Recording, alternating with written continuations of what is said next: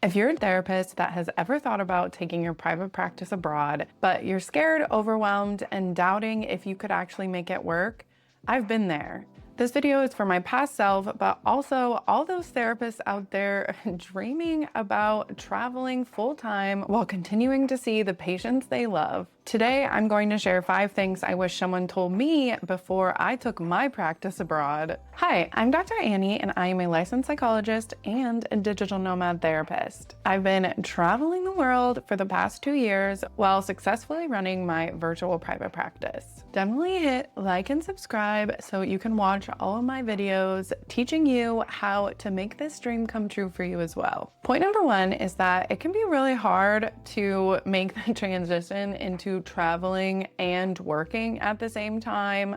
I know when I first started, I was kind of resenting my career, resenting my private practice, wishing that I could just focus on traveling and enjoying Morocco where I was when I first started. But what I wish I could tell my earlier self is that this feeling does pass and it does get easier. I know therapists have talked to me about how they're afraid that if they travel and work, they'll have a hard time balancing both. And what I tell them is, yeah, that will be a reality.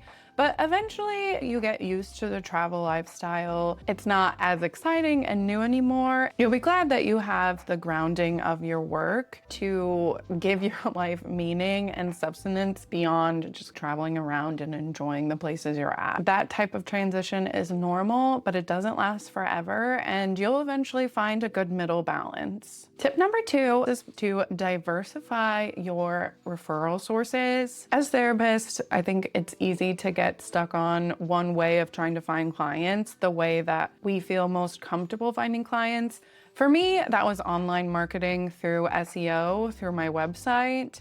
What I wish I could have told myself before I took my practice abroad was setting up a couple of different referral sources. My website and SEO was pretty strong at the time, but I wish I could have got connected to a couple of doctors' offices or made some connections in person with other therapists that I could maintain via email or Zoom calls. I think when you are away from the States, you can feel disconnected from the therapist community, and it can feel harder to build referral sources. If I had done that before I left, I think that would have helped me feel really comfortable. SEO and my website has continued to sustain my practice, but I think at times I was just a bit anxious, wishing that wasn't the only source of client referrals. One tip that I think is really helpful is finding out where your clients have found you. Throughout the years, some other practitioners or providers have found me through my website and have referred their clients, like a dietitian or other therapists. I wish I would have connected with them or gotten a release of information form from that client to be able to reach out to them, just to develop a referral source so that they would trust me to send more referrals. Another tip is if any of your clients have a psychiatrist, get an ROI for that provider, like the psychiatrist, or if they have a PCP that they're getting medication from, get connected to that PCP and try and build a referral connection through them. Because if they know you and trust you, they will probably want to send more people to you. So those are easy ways to build your community network, even if you're abroad. If you have any other tips on building community referrals from other therapists or other providers, definitely leave them in the comments below for other aspiring digital nomad therapists. The third thing I wish I could go back and tell my earlier self is to not let the guilt keep you from living your life. I was so anxious about how my patients would take me moving around, or even when I was transitioning from an in-person to a completely virtual practice. I was so worried and full of guilt. And I was also really anxious about the people in my life and how they would take that type of transition. Would they be angry at me? And when I did make the move, some patients did leave, and people in my life were not necessarily very happy about it. They were really sad and disappointed that I was moving away from them. But I'm so glad that I didn't let that guilt make the decision for me by maybe not making the decision or putting it off because I was really anxious how people would react. Obviously, people were angry at me and people were disappointed, and I did lose patience. The benefit I received and how it felt like my life was more aligned with my personal values and who I am as a person outweighed that guilt tenfold.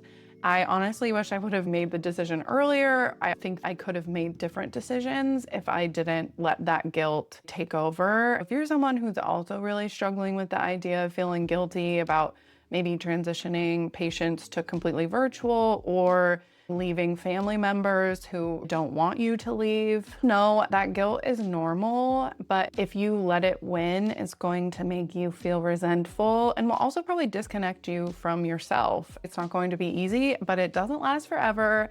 People adjust. Even if people leave, like, you'll grieve that loss, but in the end of the day, honoring yourself make your life so much better. Point 4 is it will change your life, and it was your dream for a reason.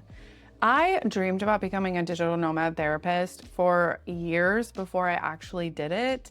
And honestly, I was so anxious about making that type of decision. I wondered if I was ever going to be brave enough to do it. I questioned myself, like, oh, isn't this immature that I want to travel around and I want to explore? As a therapist, shouldn't I want to settle down and have an in-person practice where I'm really dedicating my career to my patient? And I also doubted, will I actually enjoy it? Like, am I making these big life decisions for no reason and I'm going to regret it? I was so full of anxiety. But what I would tell you and my past self is that you are dreaming about this for a reason. It is on your heart and it is on your mind because there's something calling you towards that thing. It's not going to make all of your problems disappear. It's not going to somehow make your life super magical. But I promise you that you are probably feeling called to it for a reason, and it's worth taking that part of you seriously. For me, I didn't feel like the United States was home. I even had this sense that I was like, the last few guys that I was dating in the United States were from other countries. I was just like, I really want to live abroad. Maybe I'm going to meet someone abroad. Maybe that's why it's not working out here. And 2 days into my becoming a digital nomad therapist, I met my now husband, and now we have a beautiful daughter and are living the life of our dreams. And obviously that might not be your outcome, and it might not turn out as amazing as maybe I feel like my story has turned out, but I bet you that there is going to be so much benefit to taking this type of leap. I encourage you to trust yourself and that voice inside of you. And it doesn't have to be something you do full time. You could go for a month to Portugal and see if it's actually something you like. There's different ways you can take yourself seriously and explore this dream. I promise you will probably love it more than you could have ever expected. Point number 5 is that adjusting your schedule is not the end of the world. I was so worried about changing my schedule for my patients because I was afraid they were gonna leave me if I was making any change. If you're a therapist who's afraid of losing patients because something in your life makes you have a change, definitely leave a comment below because you are not alone. I've been anxious about all the different changes I've had to do in my practice. When I first started out, I was definitely seeing patients until 1 or 2 a.m., which ultimately I think at that phase of my life worked out. I explored Morocco, Thailand, or Bali during the day and saw my patients at either the early morning or the evening time.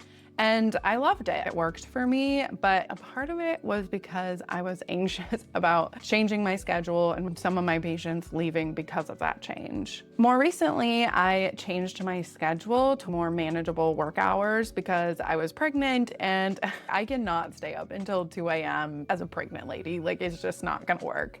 And I took the leap and changed my schedule, and it worked out so much better than I could have ever expected. Most people were totally fine with me changing my schedule, and I did lose one patient because of it, but at the end of the day, losing that one patient was so much better for my well-being than continuing to see patients until 1 a.m. So if that's you and that's something that you're worried about, definitely know that sometimes some people will leave, but ultimately it usually works out. And so it's not something worth keeping you from your dream travel remote practice. The goal isn't being a perfect therapist, but more about building a sustainable life for yourself so that you can care for your patients. If this dream keeps following you and it keeps popping up in your mind, know that it is totally doable, even if it feels really scary. Comment below what feels the most scary to you about transitioning your life to living abroad while running your private practice. I will try to make a video on it. Also, grab my free legal checklist for aspiring digital nomad therapists to figure out if it's legally possible for you to travel abroad while seeing your US patients. The link is in the description below, and I'll see you in the next one. Bye.